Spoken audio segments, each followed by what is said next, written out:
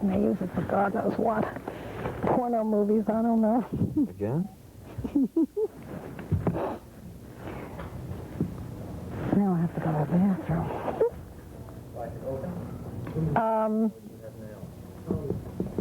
Oh, I can do it, thanks. Thanks very much, Joel.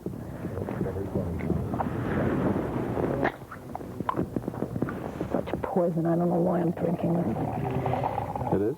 Yeah, it's garbage. I think it's really bad for you, but it keeps me awake. Do you smoke? No. I did, I stopped. And I don't drink coffee, and I don't take any drugs. I do drink a lot of liquor, though, sometimes. Not a lot, but I mean, I drink a lot of wine. I don't do any of it. But I just get exhausted, and there's a lot of caffeine in here, and that's what.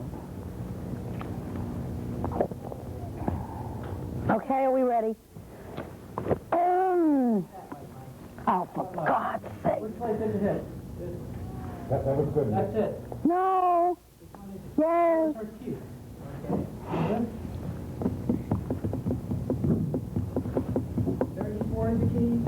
See, what happens is, I mean, I know they think I don't know about this, but I've been doing this for you, and I do.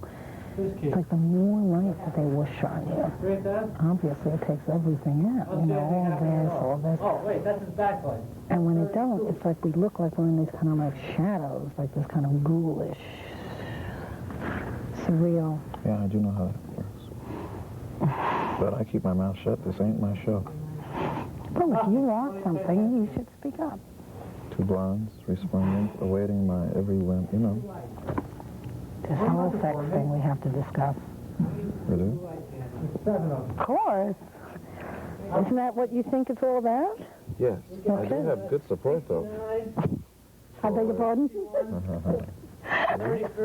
which one of us? Freud. Lots of people think the same thing. I just... Think the same thing what? About rock and roll?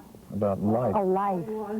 And rock I and think roll. it's a little obsessive. Gee, I don't think so. Sure is better than politics. That's true. The politics. But is that that's the only that's the choice? There, you know, we live, we have sex, Wait, we die. stop, wait till this is on. These epigrams. If we wait much longer, I'm going to have to go to the bathroom, really. If Epic uses that would be nice. What? Epigrams. Oh, I should tell Fran about that. She should go into business. Really like telegrams. That's it, Nick. Looks good in here, Nick. Okay. Feels horrible out here. Okay? Okay, we're running. Fucking glass. Now, I'm still not sure exactly what you want me to do. You want me to look in this camera again and do that whole last thing again? No, just go ask your first question. Just ask my first question. Can't I just say welcome to Radio 1990 this way so that it wasn't like on profile like it was before? Yes, you can. Thank you. Gene, welcome to Radio 1990. Thank you. Why did you call the band KISS? Oh boy, that's a great question. We started off as four guys from the city of New York. This is when Ace and Peter was in the band. And the name came about pretty much in a car ride. We were going down Queens Boulevard, a mythical place for people in Middle America. It's in New York City. And some of the names that were thrown around were the Crimson Harpoon and all sorts of things. And it was Paul, who was in the driver's seat, who suggested KISS just out of nowhere. It had to do something with, I think I suggested something lewd. Let's call the band The, and use your imagination. Four-letter word. And then Paul took it from there and said, yeah, let's call the band KISS. But nobody laughed. It had a certain ring to it. It's done pretty well. But doesn't it seem, in a way, I mean, everything that KISS was about, particularly then, at that time was, well, no, but then, starting, the image, the whole kind of horror, cartoon, science fiction, that character and everything, KISS seems so kind of the antithesis of that, isn't it? Maybe, maybe not. KISS really can be taken in all sorts of ways. KISS could be the kiss of death. It's sexual, it's soft. It could certainly be hard. Here, kiss off, or kiss this. Or I mean, you can use it in all sorts of ways. And we do, often. Had this been something that you plotted, I mean, the whole beginnings of the band and what you looked like and the makeup and the clothes and the shoes and all that stuff that you used to wear. It started off pretty innocently enough. We were playing in a place called Coventry, which is right over the bridge in Queens. I don't think it even exists anymore. You know, KISS came, went, and the club died. And this is as we were right in the midst of changing the name of the band to KISS. We were called Wicked Lester in the beginning. Why? We stayed underneath a furniture place that says Wicker, and then there was another sort of bastardization of Lester. It was something else, and some of the lights went out on the R.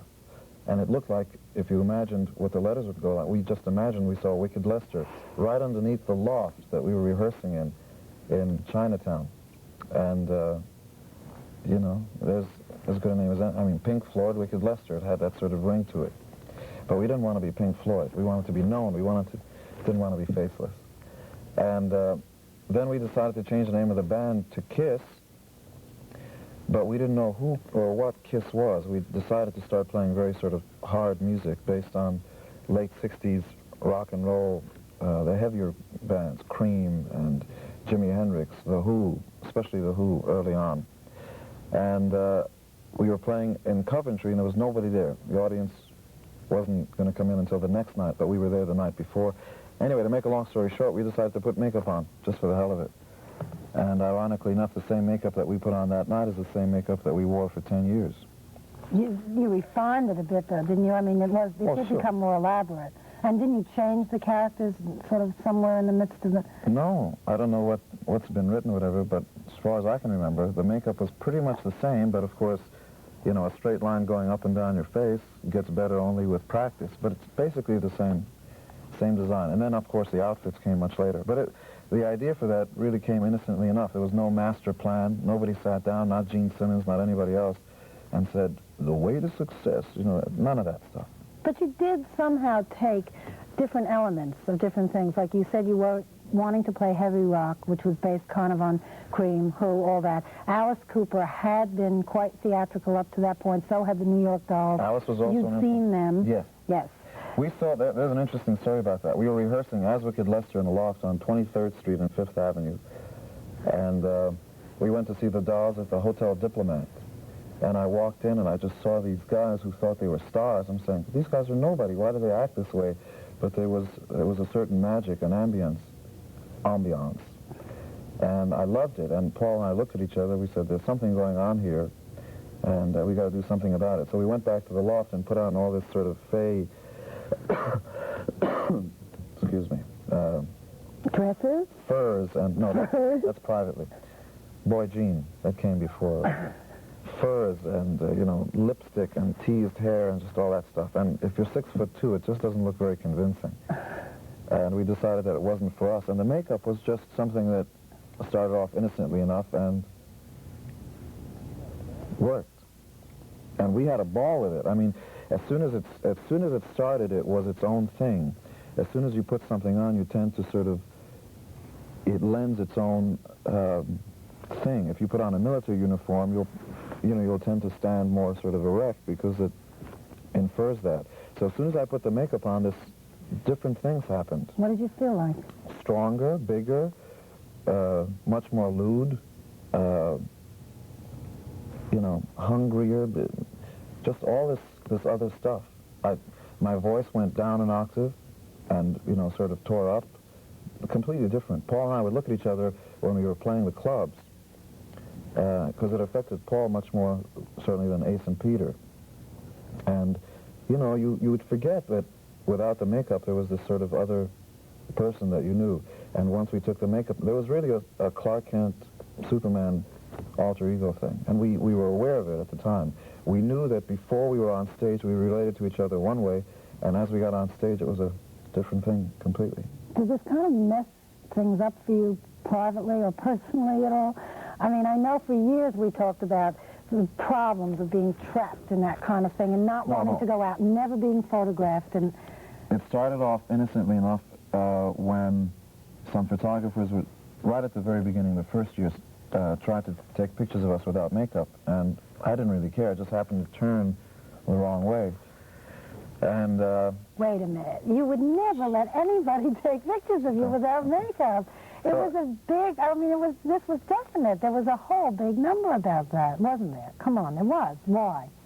I mean, you decided to really push this image. because we felt that it was important that the fans saw something, a mystique that they believed in. We did it for them.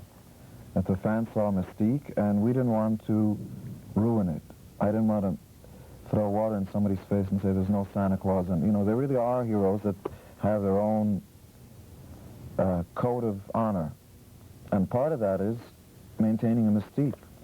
It's no different than Marilyn Monroe wanting to make sure, you know, when she was around, that she wasn't photographed in pin curlers. I mean, in, what is it? That stuff that you put in your hair? Hair rollers. Hair rollers, pin yeah. curlers. Yeah.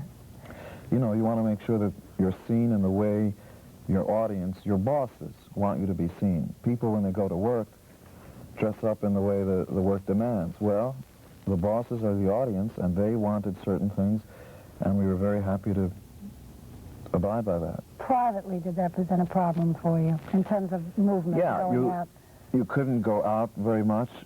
People always sort of tried to take pictures of you, especially if you were with somebody else that was interesting. They'd want to sneak up and... And you often were with other people who they wanted to take pictures of, yes? You and I? No, I mean, you've been out in the company of certain ladies who would be very heavily photographed, yes, and there was always these pictures of you holding your hand up to your face or putting a program in. Yeah, I wasn't playing with them. I was really trying to protect something that the fans held very important. And I got so much flack, and I'm not talking about Roberta, just in the sort of negative response the fans were giving. They just didn't want to see me with that stuff. And I mean, at a certain point, your private life takes over, and but I still tried to protect what it was that they believed in. Me too. I mean, I loved it, the character on stage, me, this other me, because I don't think it, you know, people often call it, well, what are these masks? They're not masks. It's as much a mask as when a girl, before she goes out, puts on makeup and, you know, all of a sudden blooms and starts to feel a certain way just because the makeup is on and the hair is a certain way. It changes who you are, but it's not acting. Why do you think, I mean, with KISS it was different in a way because you really became real characters. I mean, Boy George, for example, is a character, but it's a different sort of thing. There's always been this kind of hysterical response to men wearing makeup. I mean, people are threatened by it. Whether, even if, you know, with you, it was just sort of being this cartoon, science fiction, sort of horror fantasy thing. I don't know why. Sure you do. You must have thought about it. Okay, you got me. Then at the very core of doing what it was that we wanted to do was we wanted to shock. Uh-huh. If I couldn't do that, I would have exposed myself on stage. If I couldn't do that, I would have had sex on stage, give birth on anything to cause a stir. Because I was sick and tired of homogenized performers who got up on stage and looked no different than the audience. I didn't want to look like the audience. I wanted to be bigger. I wanted to do things that they couldn't do. I wanted to fly on stage, which eventually I did, at 6 feet a second to 60 feet above the light truss and sing a song up there and actually throw up on the audience. I mean, doing things that haven't been done before. What were some of the things that you wanted to do that you didn't do or that you couldn't do yet? I mean, there must have been some things where you were sitting around planning shows that you wanted to do, but they were just really not feasible. The wildest thing I thought of was that we would fly onto the stage at the beginning of the show and then fly off at the end. And the closest we came was during the middle of the show, I flew up 60 feet to the top of the light truss and sang from up there. One of the other ideas, and I'm sure somebody's going to do it, was we had a song called, we still do it, Detroit Rock City, where at the beginning there's a car crash. So we wanted a car on piano wires, a big car, to go from the back of the hall, Madison Square Garden, and all of a sudden this car comes flying above your head, but it's on these invisible piano wires. It comes crashing onto the stage and crashes behind the amplifiers and would sort of set off the beginning of the song. Who was it who had a car come on stage? I think The Move, wasn't it, during the 1960s? There was that whole kind of... Oh, the destruction thing. Yeah, I think. And then the Plasmatics also, of course, do that other thing, right? Yeah. What are some of the things that happened to you on stage that were really pretty scary? I mean, you've had your hair burn up. I know. I just caught it again, here. It's right there. Caught it on the stage of Radio City Music Hall. How come you've never, like, completely set yourself on fire? I mean, how dangerous I'm not is a Buddhist. No, but I mean, it's really not safe, that, is it, with all that? Well, if you really think about it, the rock and roll sort of lifestyle isn't the healthiest, you know, sort of lifestyle. I mean, you stay up late at night, you don't go to... When was the last time you got some sleep? Oh, why, it looks that bad, huh? I didn't see that. You were telling me before we came on. Right. You don't sleep enough, you usually don't get married, or as soon as you do, you're out of the band. No, I'm kidding. Is that true? Is that why you've had all those personnel changes? I think I think Ace and Peter both decided to change their lifestyle. I mean, KISS has been around 11 years now, and every year we tour, 6 months to 8 months out of the year. And in the beginning, the first 5 or 6 years, we did, almost 10 months a year, constant touring, just enough time to do another record and then back out. It's enough to drive anybody nuts if you don't love it, but I love it. I would rather live in a hotel, you know, wake up in the middle of the night and want some food, so you just pick up the phone, and if your clothes are dirty, pick up I mean, it's this sort of crazy... Wait a minute. Where in most of America can you pick up the phone in the middle of the night and get room service? Not in most hotels. Me. Before we go in, we have a You make an arrangement. You betcha. That guy's going to... And he's going to cook when I want him to. And, you know, New York is a 24-hour town, but even there, you've got to wait 2 hours before it gets there.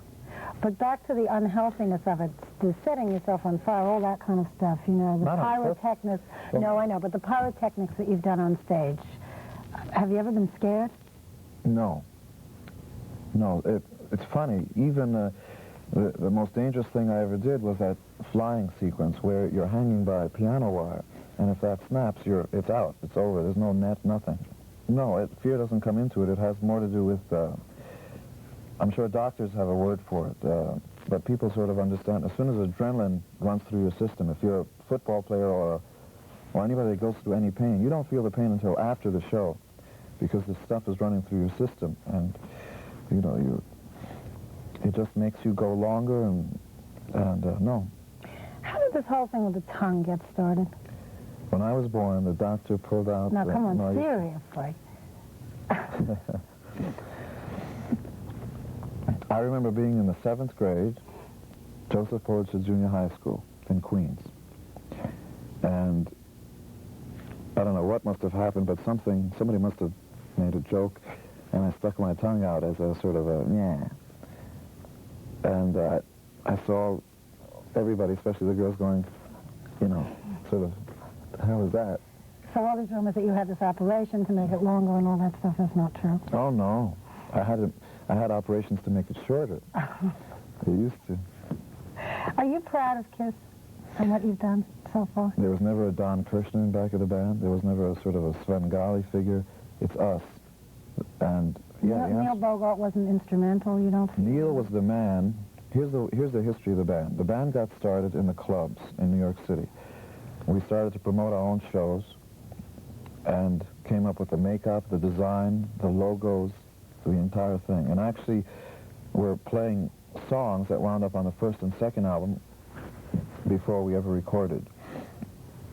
And without people, really important people, to launch the thing, you can have all the rocket fuel and all that, but without the right people pressing the buttons and making the right sort of calculations, that rocket's not going to go to the right place.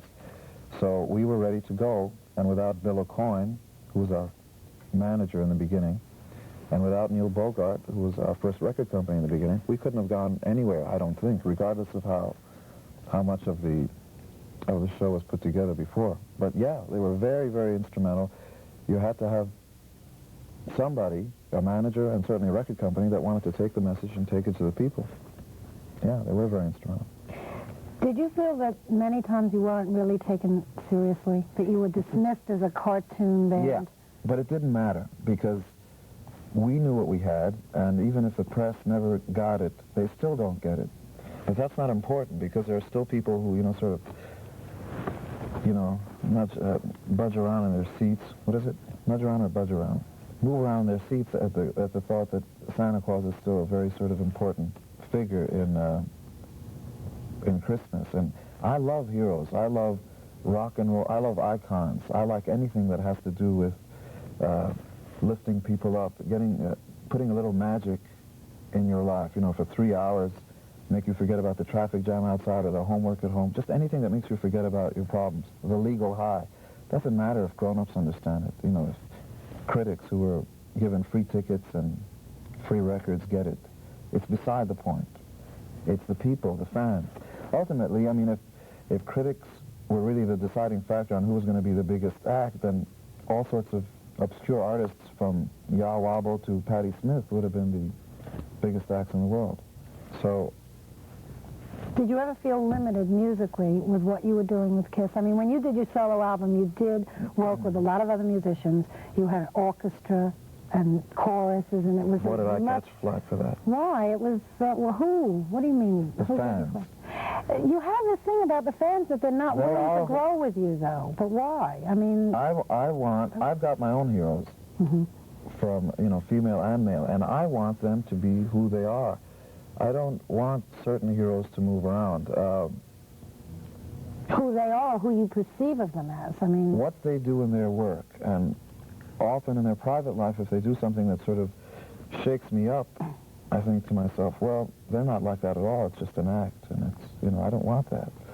If I thought of John Wayne as a, you know, as a sort of He-Man guy, and then he did something, and all his roles in the movies came off that way, and if he did then something that negated that or made me ashamed or embarrassed that I loved that part of John Wayne, it would hurt me. You know, I'd feel sort of betrayed. But were you putting an act on when you went on stage in No. that outfit? Okay. So, no. Were you putting an act on if you were going out with Cher or Diana Ross? No. Were you? I mean, all of it is you, isn't it? So... But sometimes it's all too much. You know, sometimes people love a part of you.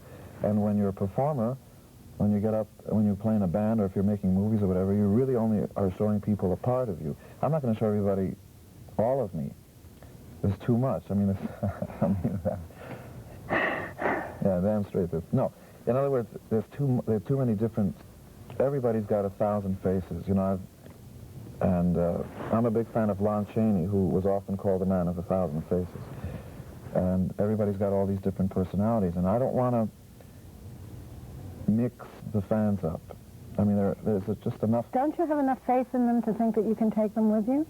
I mean, now that record, for example, your solo album, when you say you got a lot of flack for it, I mean, I thought it was a really varied, interesting album, and there's a lot of really good stuff on that. Weren't you proud of it? Oh, sure. But I know that it upset some fans. Oh, it sold very well. I'm happy about that. But I know that the real hardcore KISS fans see KISS as a sort of a champion of no-frills rock and roll. We're not susceptible to fads, short hair, long hair, or whether or not it's synthesizers in this week or that week. And we may try something for a song or two and then quickly discard it, even if it's successful. One of our biggest records was I Was Made for Loving You, which was a big dance song all over the world, #1 all over wherever we went. The fans hated it, but somebody bought it. And then, of course, but I don't think it was the fans. I think it was a totally different audience. Either way, the pressure was then on for us to come back and do a whole album full of that stuff. We said no, because that really wasn't the soul of the band. It didn't have to do with what we wanted to do. And you can't play that stuff on stage. You know, grown men singing like that. It's not funny. It's nice to do as a... Why can't you just do both? I mean, not necessarily on stage for that particular audience. It's not as convincing with who it is that we are. I don't want to wear leather and sing in falsetto. If I like to wear leather, then I think it infers a certain thing.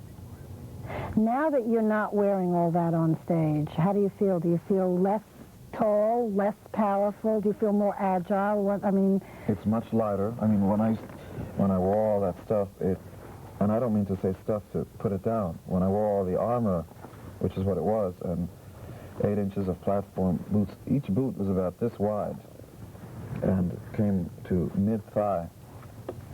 And each one weighed about 11 pounds. Altogether, there was about 55 pounds of additional weight. So the reason I walked like that, everybody thought, well, geez, putting on a walk. It had nothing to do with that. It had to do with being able to move that stuff around. And one of the big differences is being lighter. I can jump, move all over the stage, and do all sorts of things.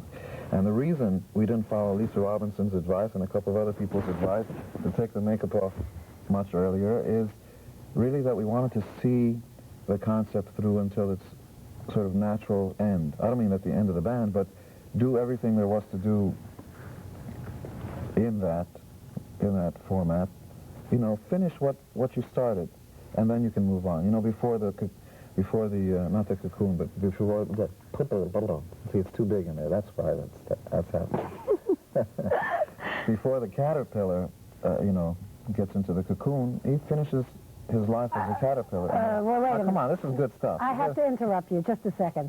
I told you 5 years ago that I thought you should take the makeup off because I thought then you had taken it as far as you could go, and also you were a really good rock band, and that it would be such a rush for people to just be able to see you up there playing. Now, in fact, instead of what you were saying about seeing it out to its natural evolutionary finish or whatever, didn't you really take the makeup off because it just wasn't working anymore? I mean, the records were not selling the same way they had. In America.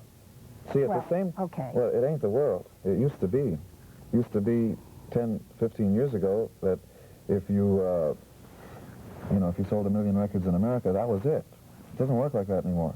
And we were lucky enough to start touring the rest of the world pretty early on. About 75, we went to Japan and then did a European tour. So at the same time that our record sales, it's true, before Lick It Up, the last 2 records were very sort of just medium sales, nothing like the past. We had 16 gold, 13 platinum, and we're about to start work on the 19th record. So, you know, we've been very, very happy with the success. But while the last 2 records didn't do well, in the middle of making Lick It Up, we went out to Brazil and in 3 shows played to 400,000 people. No opening act, just KISS. 165,000 in Rio, 135,000 in Sao Paulo, and I think 60,000 in a place called Belo, which I never even heard of. And then there was a scheduled 3 shows in one stadium in Buenos Aires, 100,000 people a night, 300,000 people, sold out in advance. We were going to go down and do those shows. At the same time that the band was sort of coasting along in America.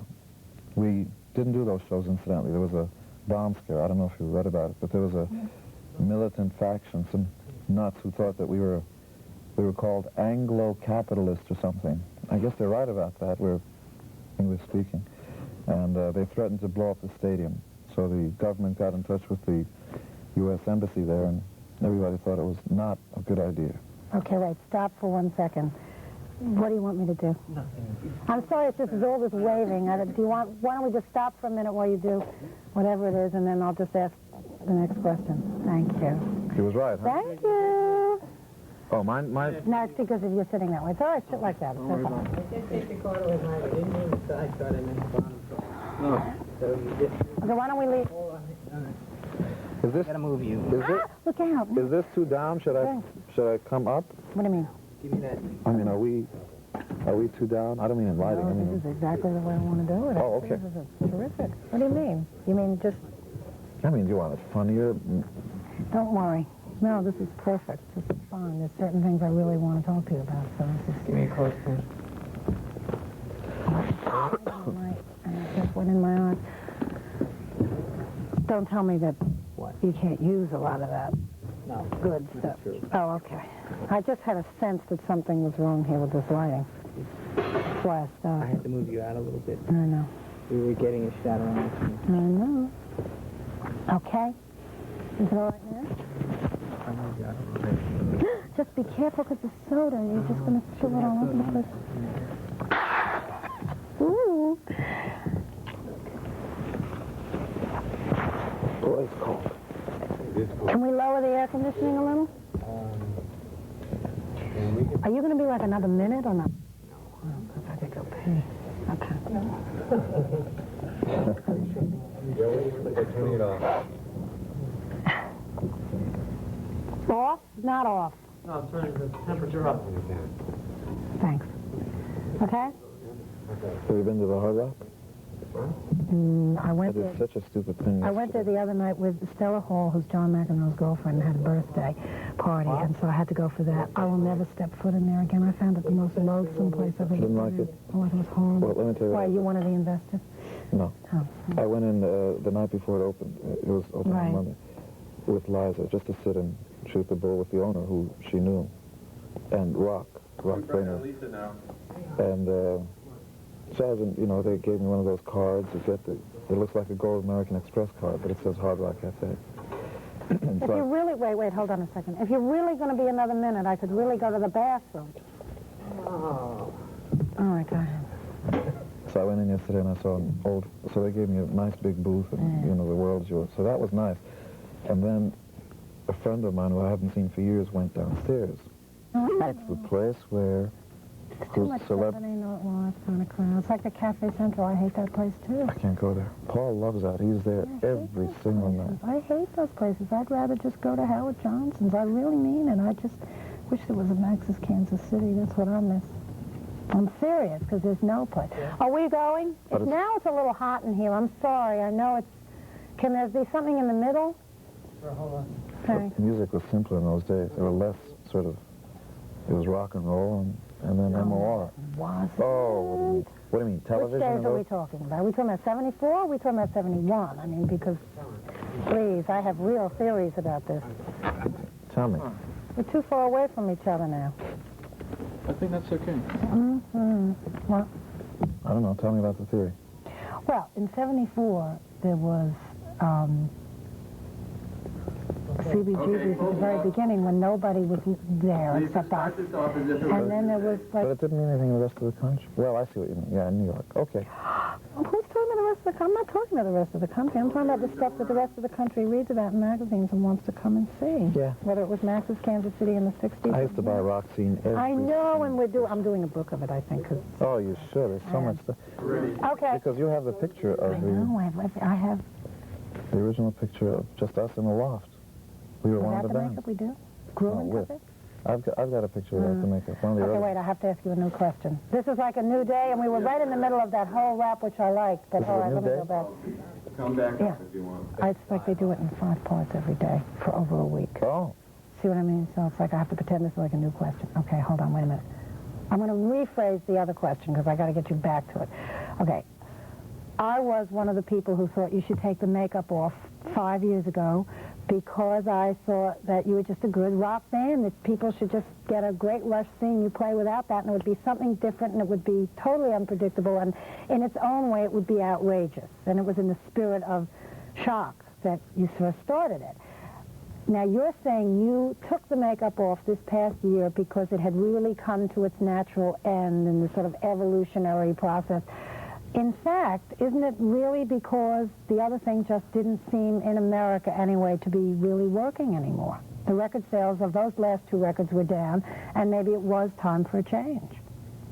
Record sales are partly to do with it, but we never ever did anything to do with having to do with sales or anything. I mean, despite what people believe, the band, if we would have, listen, let me put it this way. If you think that the band was really trying to do something that was smart, we would never have put on makeup in the beginning at all, because it was over. Alice had come and gone, and Bowie became a delivery boy, you know, with that sort of a very acceptable look. All of a sudden, tie-dyed things were in, you know, and dungarees were sort of in. We were complete outcasts from looked like nobody else. And in fact, in the beginning, everybody thought, you know, you guys are not bad. You play your instruments okay. Some good song. But that's stuff on your face. You know, take that off. Nobody believes in it, except some key, you know, 2 or 3 people. And so if we were sort of very success-oriented, we wouldn't have done that in the first place. You know, you go with the statistics, whatever most gives you the chance to succeed. But we believed in it. And record sales, I mean, there was also we did a record called The Elder, which I'll take total blame for if somebody wants to crucify me. The fans didn't like that record, and it was a very I mean, if it sounded like anybody, maybe it had some Pink Floyd overtones. Very self-serving. There were long musical passages. It was not a kick-ass kind of a record. Can we say ass? Yes, cable, I think. Ass. I don't know about that. Okay, kick-ass. So, it's a fanzine. So, boy, I just died here a second. No, it's all right. So that was talking about the elder. Oh, so if we would have done what the fans and success and all that stuff would have pointed a finger at, we would never have done all those things, the elder and putting on the makeup in the first place. No. Partly record sales is an indication that fans are either, tired of something, or maybe you're tired of it. But the reason to do something, this is a marriage between us and the fans. We're in bed together, and it takes two. And when we feel that we're either getting tired of it, we'll change. We'll change a drop of a hat if we're bored with it. If we feel that the fans are getting tired of it, that's something else.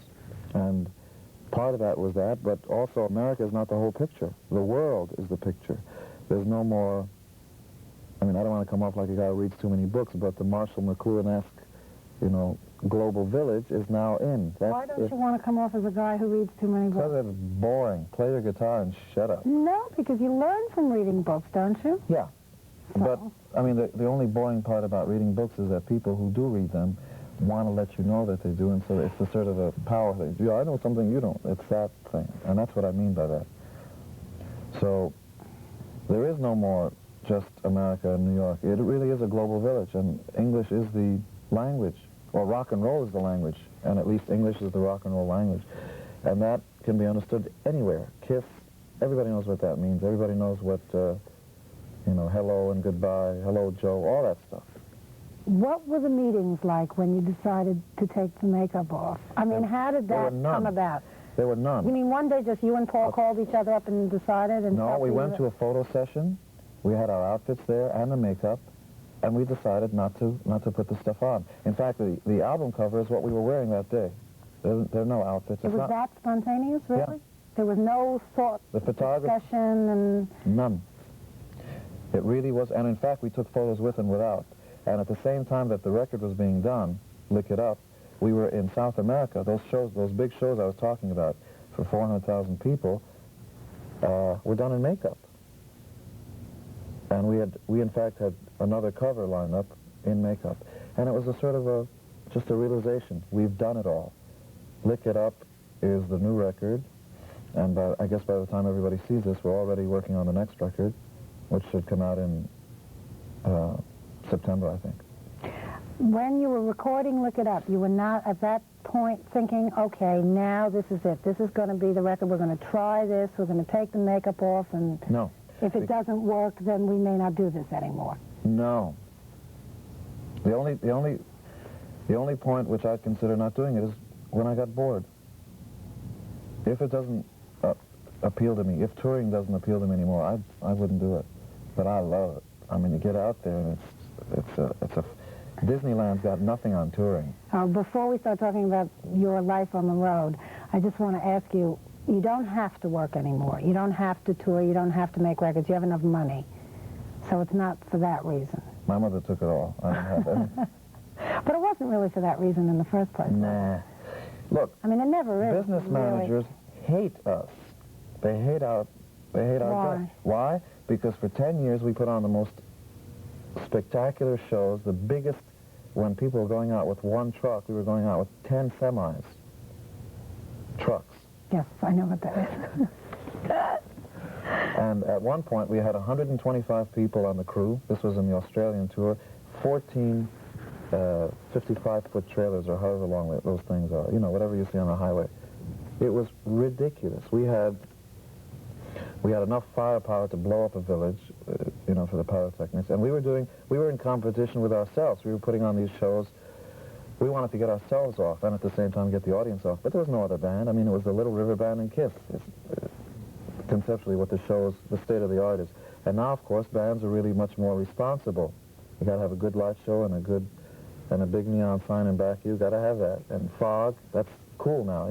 You can have a fan club too, get a beer sponsor. That's okay to defray the cost of touring. Now that's cool. You know, all that stuff. What about dolls and merchandising and all of that Michael stuff? Jackson I mean, doll? Is that the one? well, you started it, didn't No, you? Really? It happened way before us. Look, everything that we've done... No, but I mean, in the 1970s, in rock and roll, there wasn't a lot of the kind of merchandising that you did. It's true. You did a comic book, Marvel Comics, right? You did the dolls. Bally pinball machine. What else? Radios, right? Radios. They were called the 1990 KISS radios. Why didn't you do more, though? Why didn't you have a morning cartoon show and all that other kind All of that stuff was offered, and the people don't know that the people that thought that they were inundated with KISS paraphernalia merchandise don't even know the stuff that we kept saying no to. And the reason we phased out all that stuff really had to do with us having less and less time to be a band. We were meeting all the time and really were concerned about making sure that anything and anywhere that the band name appeared on was good. That the T-shirt didn't peel off and that, all that stuff. And I remember going to warehouses, checking up on the dye that they used for T-shirts, all these things that had nothing to do with writing songs or, you know, rehearsing and being a band. And slowly but surely it started to affect the band. You had less time for writing songs and less time for being a band, and it affects it. And then that's when one or the other has to go. And also, but we were always, you know, I mean, it's not cool perhaps, but we were responsible. You know, we cared about everything that we did. It wasn't just, you know, I'm going to numb myself into sort of this, yeah, I'm a crazy rock guy and I don't care, just put out that record. Yeah, put out that live stuff. Nonsense. There are records that are in the can that we never considered good enough that we paid for. There are all sorts of sets. There's $250,000 laser show that we developed for use in a 1979 tour that we never brought out. Didn't look good. And all that, people don't know any of that stuff, but that's okay. You asked me a question a while back, a couple of days ago, whether or not I was proud of anything. Damn straight. Anything that the name appeared on, I was proud. And I forgot what the merchandising question was. No, it's all right. Let me ask you this. Do you feel that Lick It Up is like a comeback album? Nah. I think, if anything, it's the 18th record. Coming back infers that you were away when we weren't. If people haven't seen us in America, we've been touring all over the world.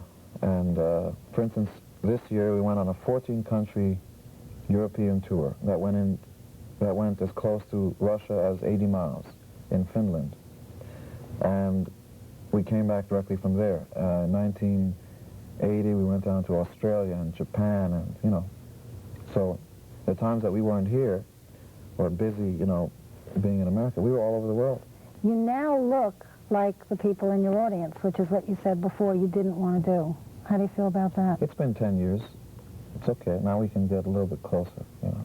Are they checking the studded, all that stuff at your concerts? I was at a concert at Radio City, and I couldn't believe it because they took all the bracelets and the belts and Not all of it. Kind of stuff I got this thrown up on radio on the... thrown up on the stage? What if that hit you in the face? They wouldn't. How do you know? I mean, if they're just flinging something, it could hit you in the face. I'm fast. You really love being on the road, don't you? I love it. I mean, you really have this whole thing about rock and roll and sex and girls and groupies and the hotel and holiday and living in sin and the holiday.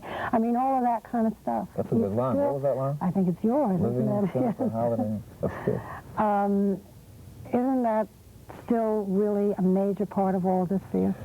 And don't you think that's kind of corny? I don't think, for me, girls are corny. No, I don't mean girls. Right. I mean just that whole kind of sybaritic rock lifestyle. No, I think it's what every guy, when he first picks up the guitar, he's thinking about music, if he's a purist. But get in there and you'll see girls. You know, it's not even money, it's girls. I'm convinced of that. And if he says he wants to be rich and famous and a bull, it's girls. You want to get up on stage and you want to have your clothes torn off and you want to get back to the hotel and have your pick of 10 of them. And that's what you want. And don't you think you that can get it. Now wait, I have noticed, being on the road lately, that maybe 10 years ago, a lot of the girls would come to dressing rooms and hang around the hotel because they wanted to be with the rock star. And now, really, the cuter girls want to be the rock star, don't they? I mean, haven't you noticed a steady decline in the kind of fan that's hanging around? Oh, no. Oh, no.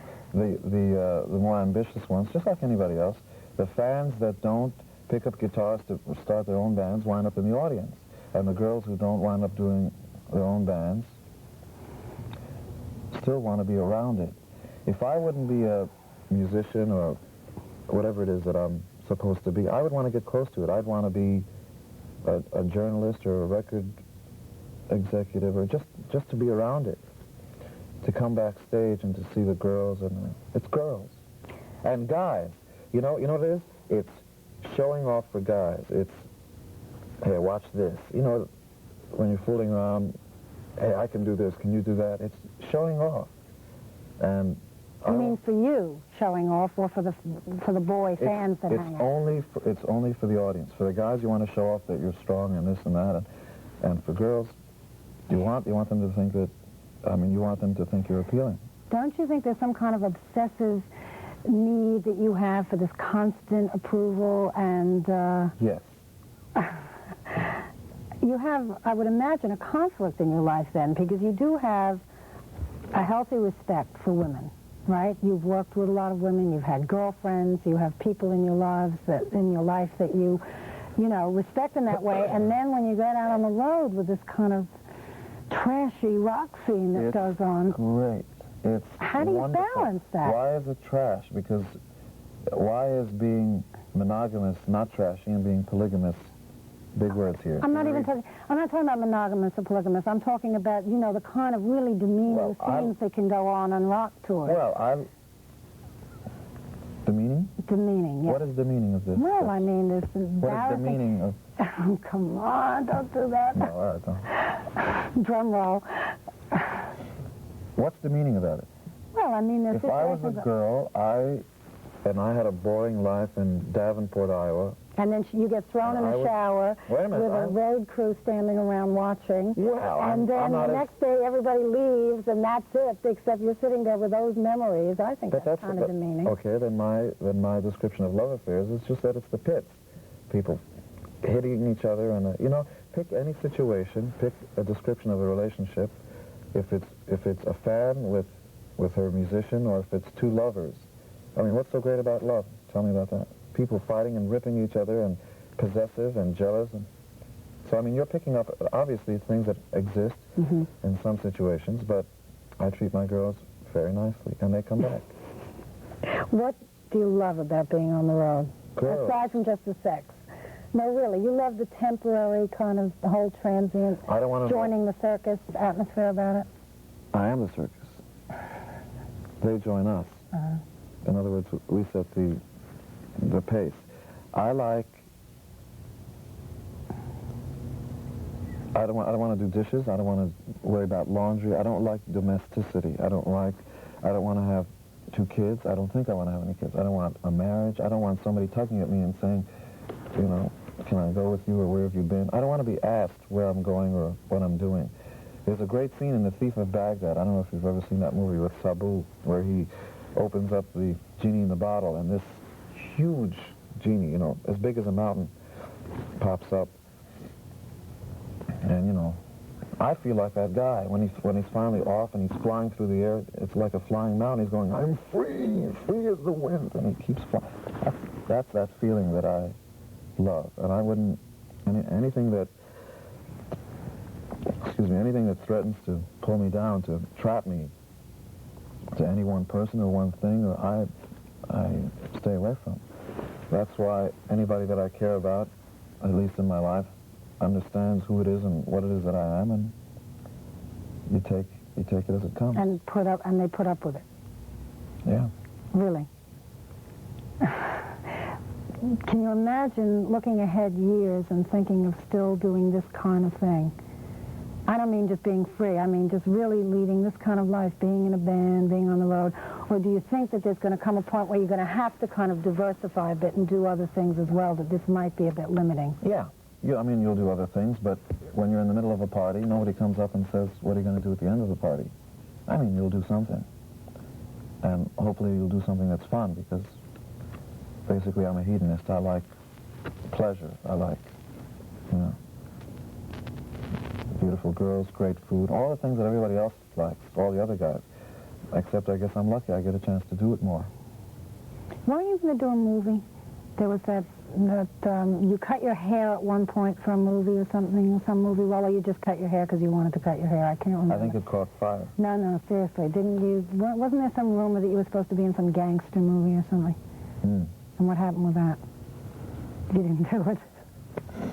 I wound up saying no. Why? I thought it would hurt. I thought the fans would get upset. That's happened a couple of times. But who are you living your life for? Me, but it's not all me. You know, if you end up doing everything that you want to do, then it's just throwing up, which I used to do for 10 years. But I mean, it's just, it's just anything that comes out of my mouth is great. And it's not that. That's not the way it works. I mean, life, I don't want to get too heavy-handed about it, but I don't think life works that way. You've got responsibilities, and fans are responsibilities. There's a relationship there. You've got to have a respect. It's not just, look, I don't care what you want. Here's what I'm going to do. I think it's good, so you're going to think it's good. It's not quite like that. You have to consider their feelings. But don't you think that they would love it if they loved you and they thought of you as their star and you went and you made a great movie, or they knew you were smart? If I thought it was something that they would love, I would do it.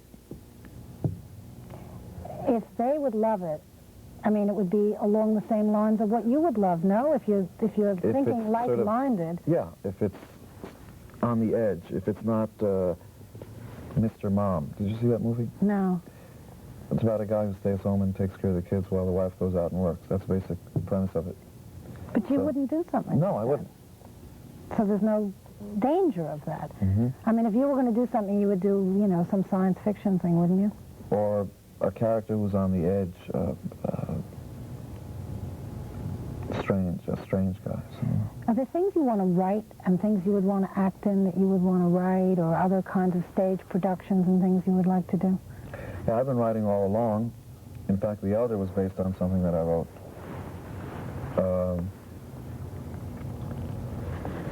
But again, the reason I haven't done a lot of stuff outside of KISS is because as soon as you put the energies outside of the band, it affects the band. You don't have enough time to tour, or you don't have enough time to make the record.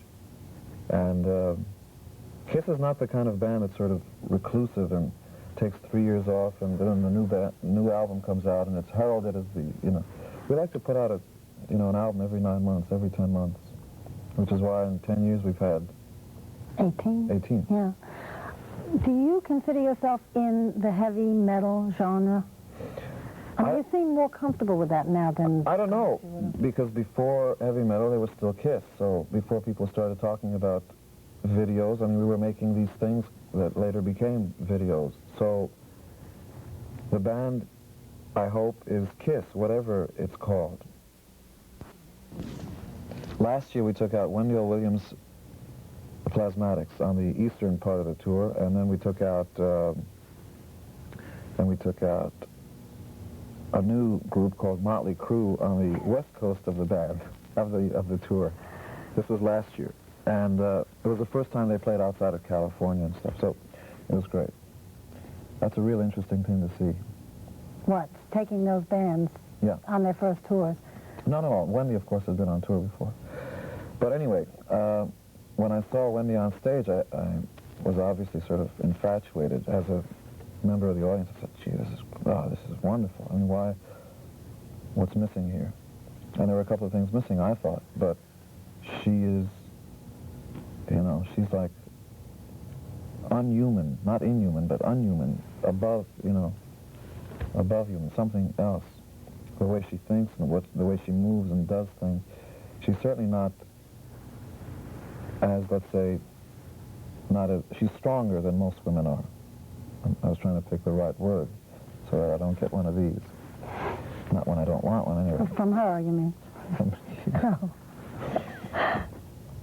So I don't know who suggested it, but we both saw the same thing, and I said that I would get involved. I'd produce, write, whatever I had to do to make her into this big star, which she is going to be. The record comes out in May, end of May. But that I needed certain things. I had to have control. That I didn't want it to be a Plasmatics record, that it should be a Wendy O. Williams record, because when you see the Plasmatics, that's what it is anyway. I don't want to deflate the egos of the other guys in the band, but, you know, Blondie is not a band. Blondie is Debbie Harry, regardless of what anybody else wants. That's what it is. So... Let me ask you something. Is KISS just you and Paul? No. What we've always tried to do, whether or not there's got to be a clear perspective. And Paul and I have always had basically the same perspective on where the band should go. You got to have a driver, but you can't. No, the answer to that is no. That we believe much more in a sort of an army sense of it. That if some of us get wounded, the army still goes forward because there's a soul to the band that exists above and beyond the members of the band. But who would be the soul if Paul left? It would be just you, it would still be KISS. If you left and Paul was in it, it would still be KISS. If you and Paul left and Vinny and Eric were in it, would it still be KISS? I don't know. They're good questions because at some point I couldn't envision anybody else in the band besides the four of us. You know, it's like the Beatles. And yet the Beatles didn't have Ringo as the original guy. So, and then when Peter left to have babies and get married, his wife, you know, we thought for a second and said, well, is this the end of it? Should we disband it? And it was selfishness, really. I said, look, I'm having too much fun. I'm not going to give this up just because one guy wants to go off and live in Connecticut. I don't want to do that.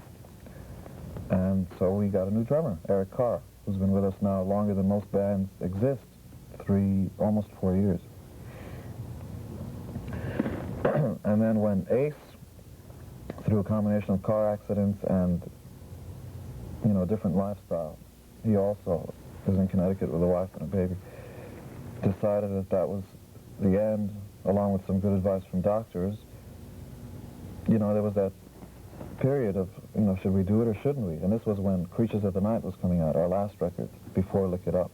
What do you mean good advice from doctors? He had a Well, he had a huge car accident. Yeah. But what was it if he went out on the road, something was going to happen? Internal injuries. You know, when you fly every day, the air pressure, I'm not sure I know what it was, but it was a personal matter with him, and we didn't ask him.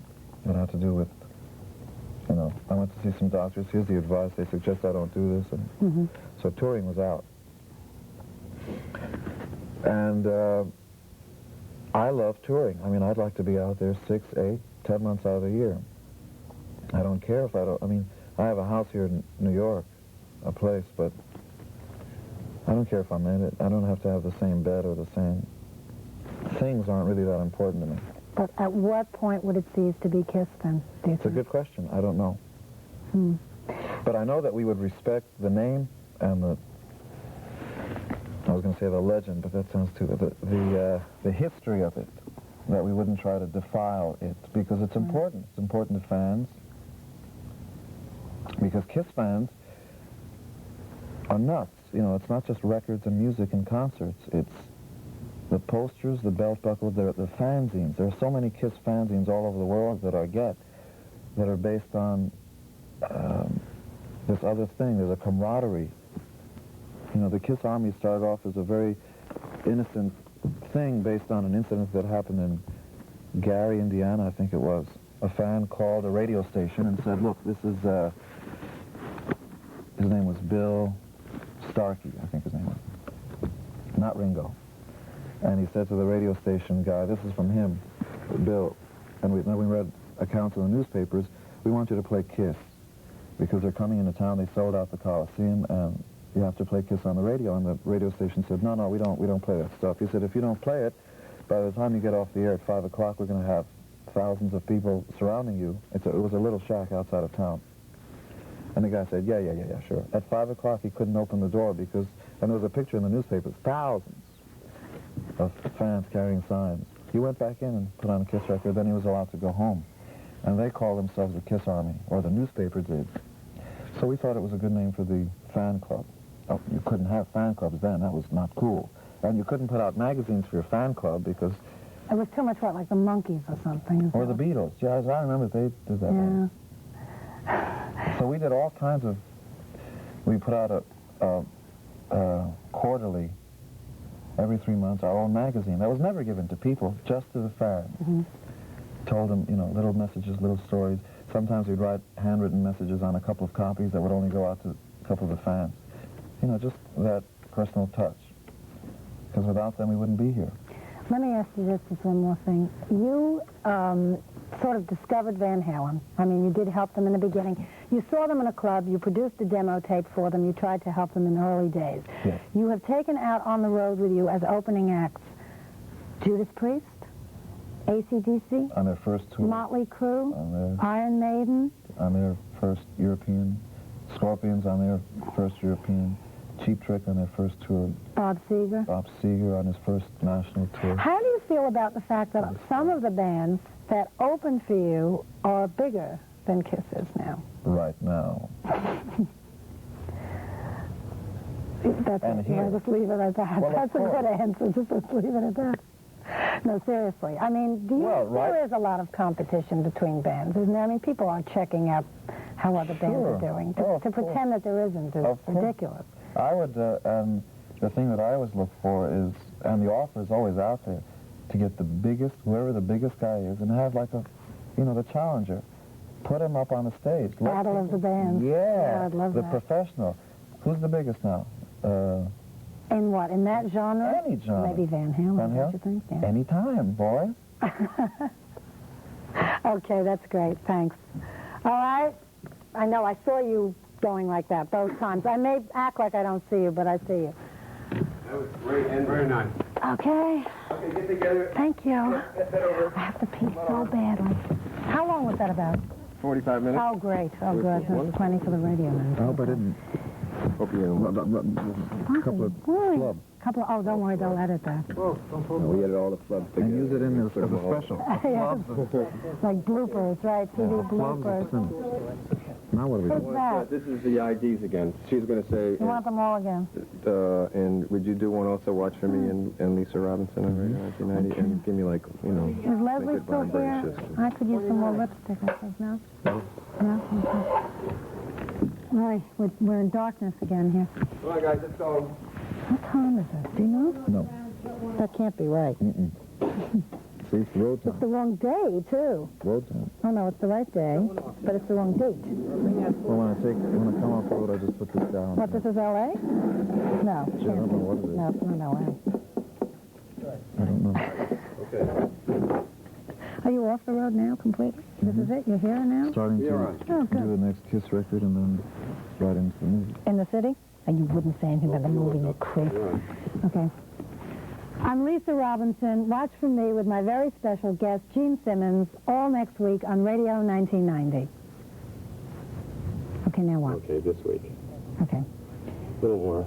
A little more Okay. flamingo.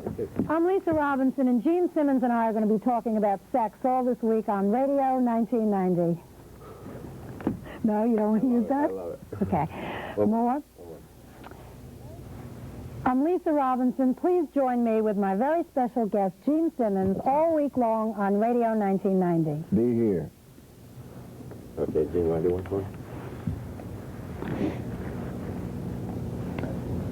Here on Radio 1990? Yeah.